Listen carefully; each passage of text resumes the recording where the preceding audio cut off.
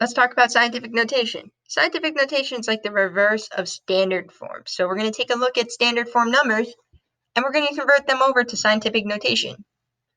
All right, just a form of writing your numbers. So let's look at 1 million. 1 million is equal to 10 to the 6th power.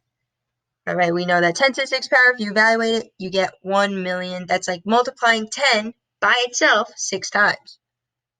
All right, so 1 million is our standard form. It's this number that's written out expanded because it has all of our zeros in there. It's a really, really big number. So we're going to take a look at that. Remember that your decimal point is right after all those zeros because that's how we have 1 million, right? We got to put a decimal point there.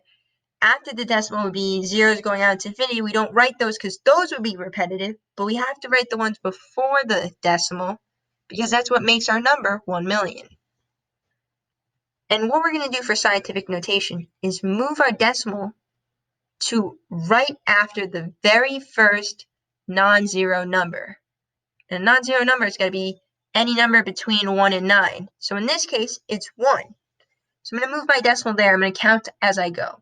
1, 2, 3, 4, 5, and 6. Now my decimal is right after that very first digit.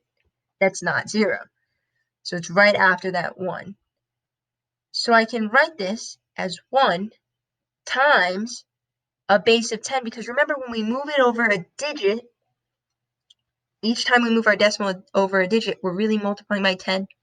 All right, so we're going to multiply it by a base of 10. So we'll have 1 times 10 raised to 6th power, and that 6 is coming from moving that decimal over. That's where that 6 is coming from in the exponent.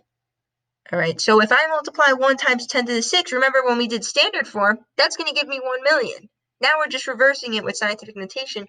I'm moving my decimal to right after my very first digit that's not 0. And then multiplying by a base 10. In this case, we get 6 as our exponent. Now I didn't write 1.000 times 10 to the 6th because those zeros after the decimal would be repetitive. If I had numbers, I would write those in if they're not 0. So we'll take a look at that in just a minute. But here's your scientific notation form, 1 times 10 to the 6th power. That's it. And why do we use scientific notation? That's because scientific notation is just a form of writing your numbers if your numbers are really, really, really big. It's also used for when your numbers are really, really, really small because it's a lot to write in all those zeros. It's a way of shortening or condensing the way you're writing these. So 1 million can just be written as 1 times 10 to the 6th. That's so much shorter than the 1 million with all those zeros. All right, so let's take a look at another example of scientific notation. We have 94,183,000. Okay, that's our standard form. Remember, that decimal is right at the end there. And then we don't write the zeros after that, but we need this 94,183,000 with the decimal at the end. Now we're going to move that decimal over to the left right after our very first non-zero digit. And in this case, it's 9. So I'm going to move that over and count as I go.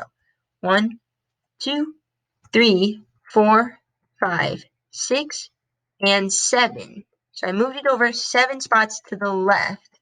It's right after my 9, which is my first non-zero digit. Then I'm going to have 4, 1, 8, and 3 after that decimal because they're not zeros. So I got to write those in.